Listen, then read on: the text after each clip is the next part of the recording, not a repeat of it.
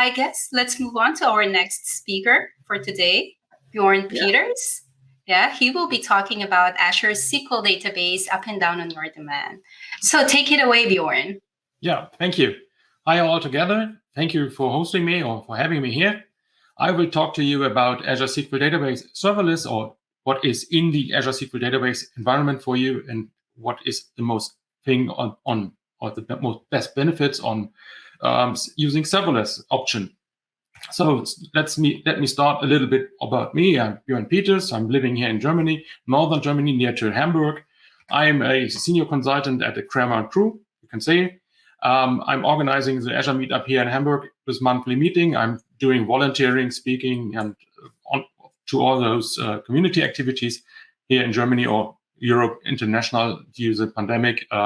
I was awarded several times now for 5 years as an MVP for data platform. And in my free time, I father, husband, snowboarder, and so on. And you can read my blog posts, write me an email, or send me some direct mails, or follow me on the social media. So let me start with Azure SQL Database in general, and then I will go into the deep dive of what's around serverless and what you get for your money. So what do you need first? Every time you start with your application or what you want to do with storing data, you want to have a database, in this case, a SQL Server database. So you just want a database for your application. But if you deploy this one in Azure SQL, you will not just get a database, or you have to know about this, that you're not just get a database, but you also get a SQL Server on it. So you have to deploy a SQL Server before, and then you can attach your database or deploy your database in that server. That SQL Server is not really a SQL Server, as you know, from on-prem, but it is some kind of DNS name, a listener, where you can connect to and which points to your database. So the SQL Server, or the listener in this case, is your connection string or your connecting item. For example, you have a SQL Server serverless demo, for example, and your database might be named, as you can see in my demo later on. It might be Stack Overflow 2013. So starting with Azure SQL, what do you get if you want to, or if you are deploying a SQL Server or SQL Server database in Azure as a service? So most important thing is availability. What do you need to, or if you deploy your application and your databases within the cloud, you do this, and you need, for example, a lot of availability, and how high is this, what is in that price I'm paying for this. So Microsoft guarantees you an uptime of 99.99%, which is already included in the deployed service or in your database. Also included is already a big backup and restore feature. You don't have to care about how to back up or when to back up your databases. Microsoft takes care of everything around backup and restore and provides you all the features and functionalities I will show you in the portal later. So this is already also included within that low price or in that serverless feature. One of the most important things around data is security. You are not just, it's not all around roles, permissions, who is able to do what in your database or might be able to connect to your database, but all around the network security. What is in there for advanced threat protection, virus defender, Microsoft Defender for databases in this case, or for SQL Server. Everything around this, as you can see here, the policemen are protecting something. In this case, they are protecting your data, your databases. This is already built in. Yeah, you deploy a Azure SQL Server or Azure SQL Server database, serverless or pre-provisioned, then this is already built in.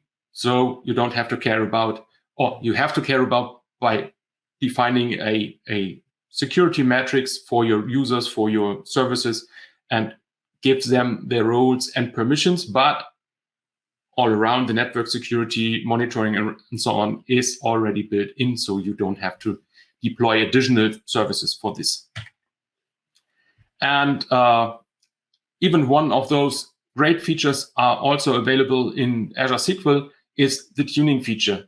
You can configure it by yourself, or you can use it in whatever way you want to use it.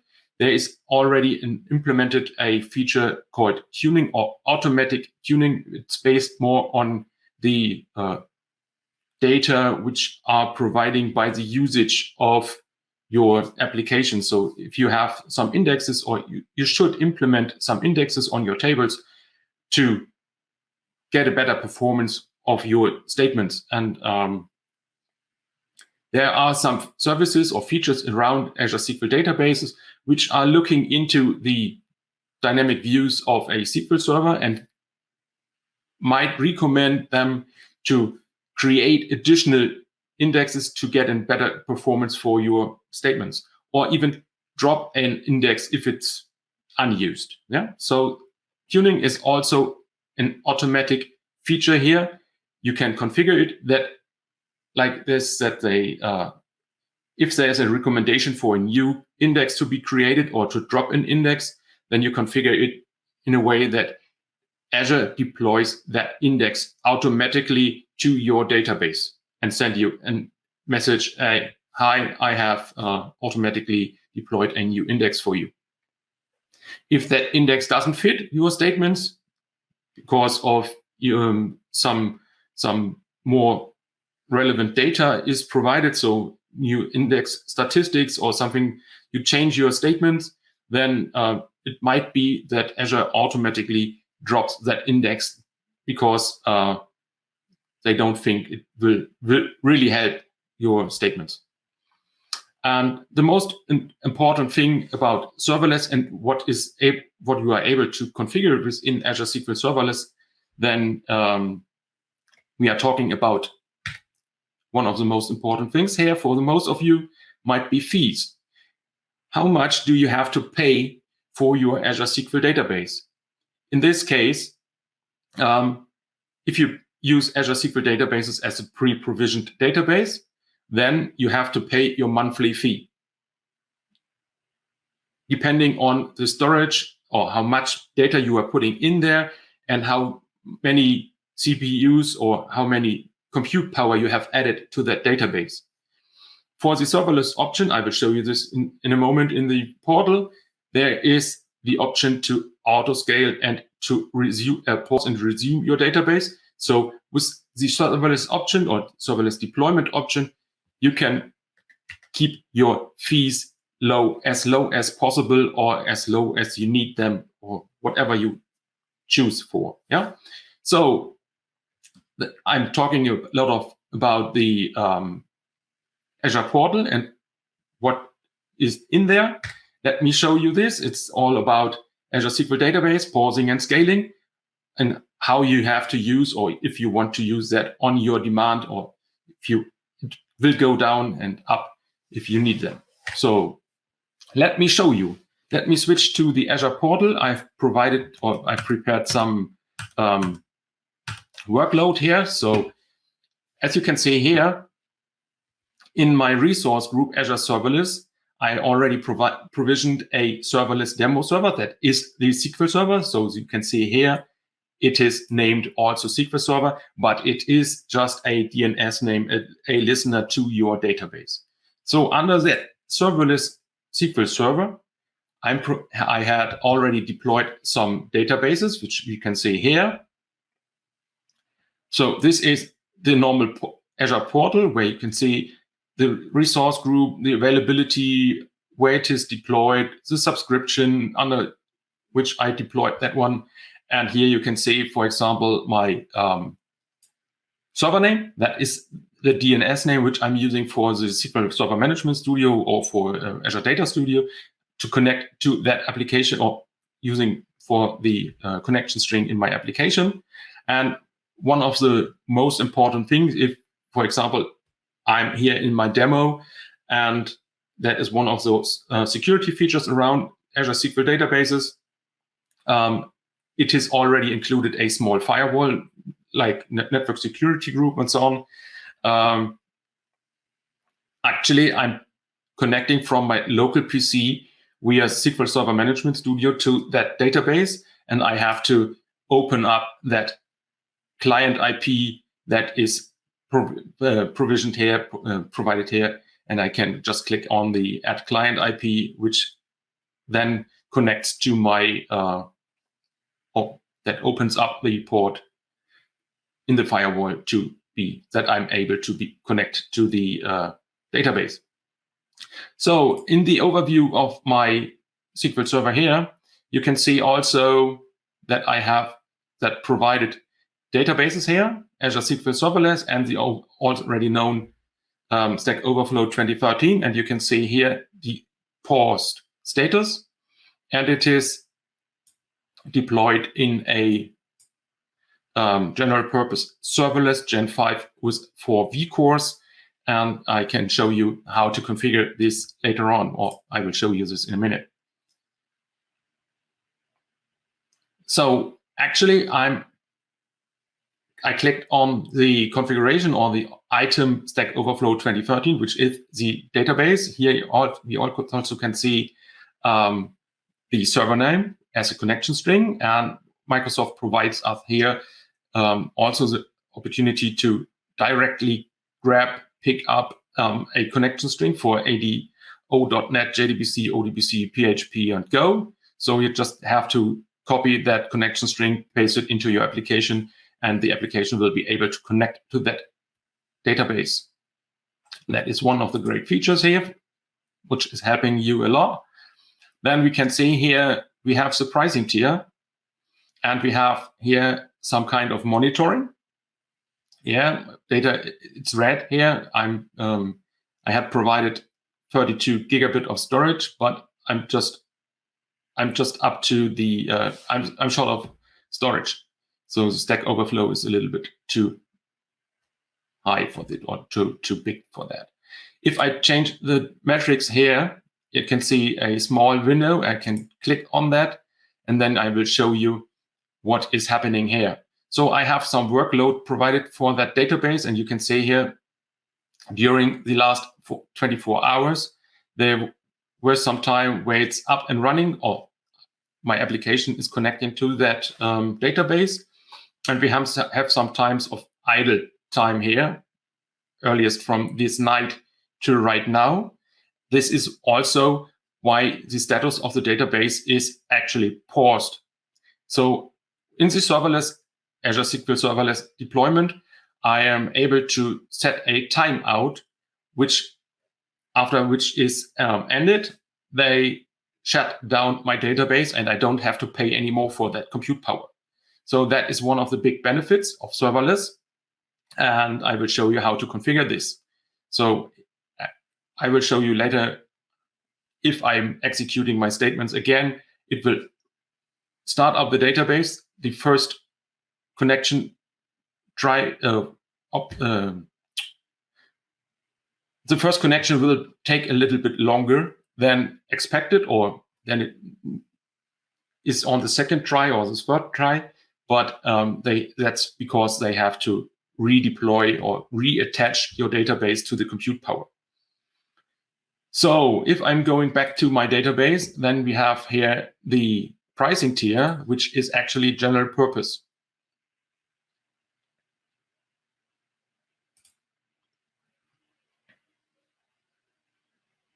So, and here you can see it's actually deployed in the service tier general purpose and in the serverless option, the pre-provisioned or the serverless option.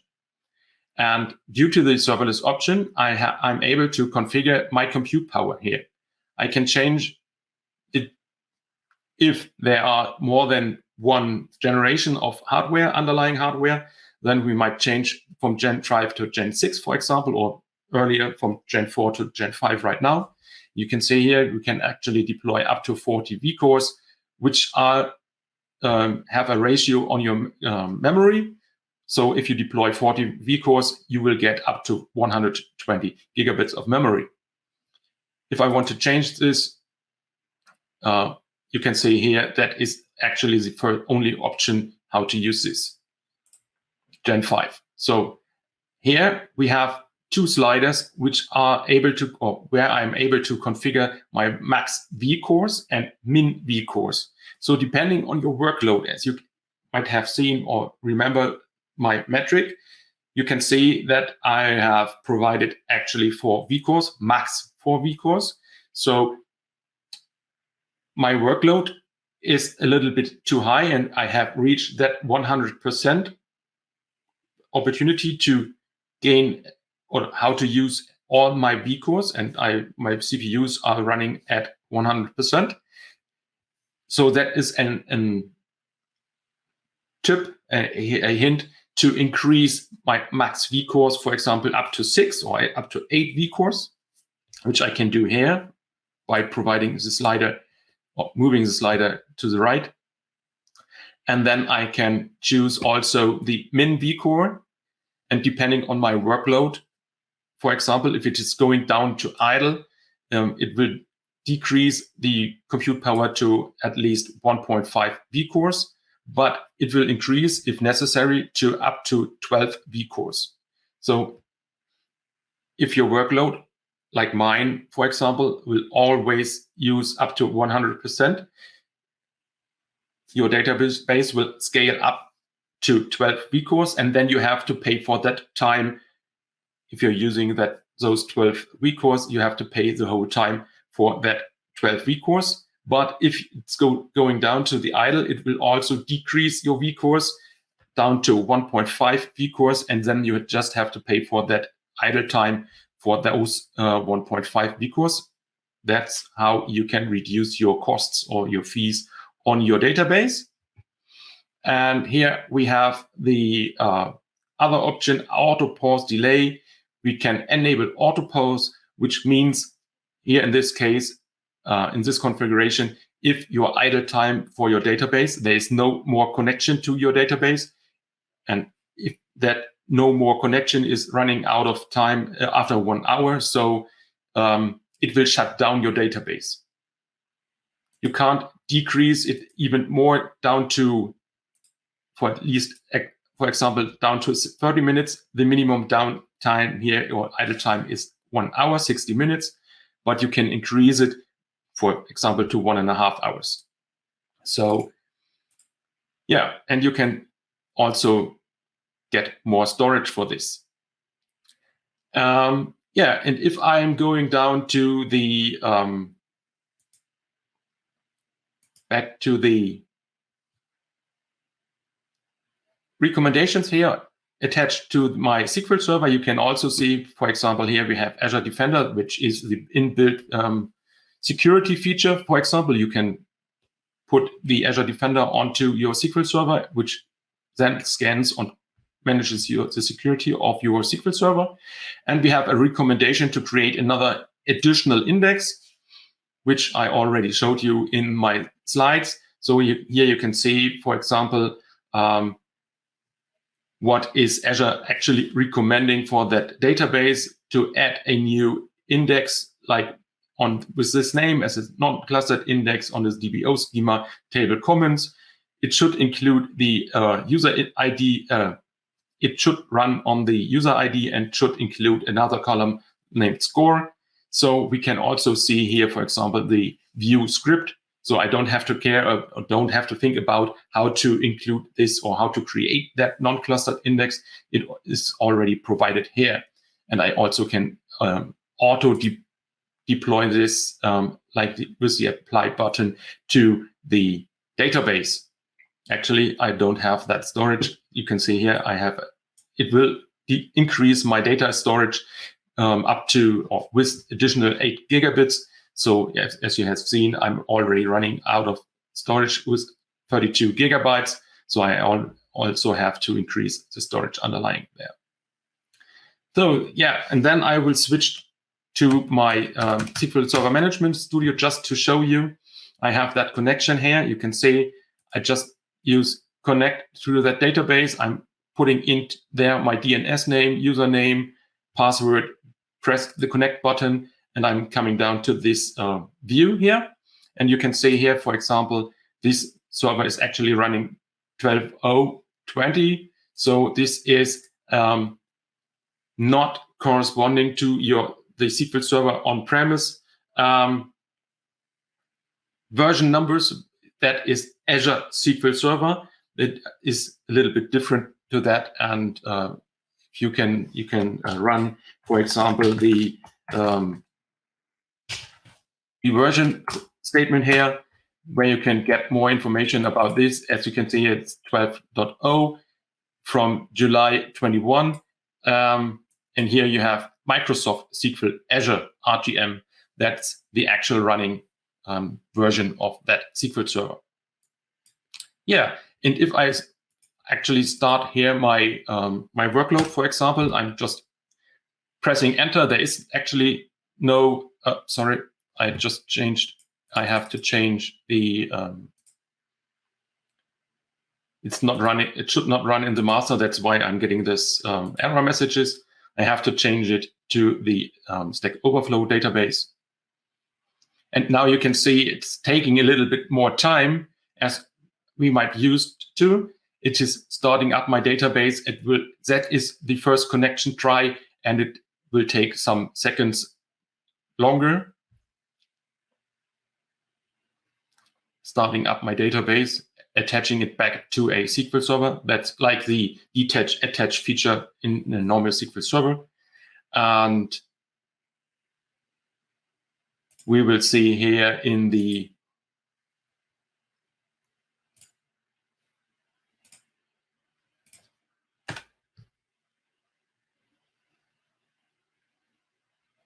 that it will start up, or that the status will be changed in a few seconds, or should be changed in a few seconds. Yeah, here you can see it's online. And then if I switch back to the server management studio, it has changed and I can run my workload again. So without any message, you can see beginning execution loop, and then my workload will be executed.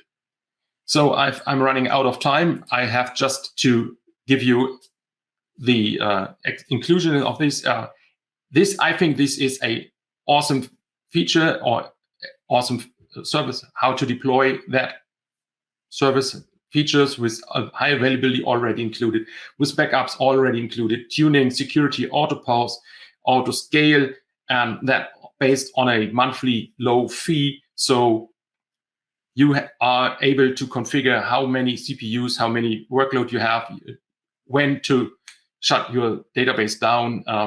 For example, if you have an application which is just used during the night or during the day, then it can be paused during the other hours, non-working hours. So let me say, yeah, it's great. Use it, give it a try, and just pay for your usage, not for the whole month, for example, in this case. Do we have any questions? Hi, thank you very much, Björn. We actually have a couple of questions from the audience. So one of them coming from Fuse Naval. And what is a good way to implement data retention in SQL Server, like delete all rows older than X days? Is there something built in, or do I have a scheduled stored proc? That should be handled by the application. Yeah, so you have to implement some stored procedures or delete jobs, which are doing archiving or deletion of that data. Yeah, so basically no time to leave. All right, and then we have another one coming from Mike Rees. How long does it take for DB to restart, and what are the ramifications for developers when hitting an inactive serverless database? As I just showed you, depending on the deployment and how big is your data, as I already said, it's some kind of attach method on your SQL Server. If your database is slow, it might just take 5 seconds or 10 seconds for the first connection.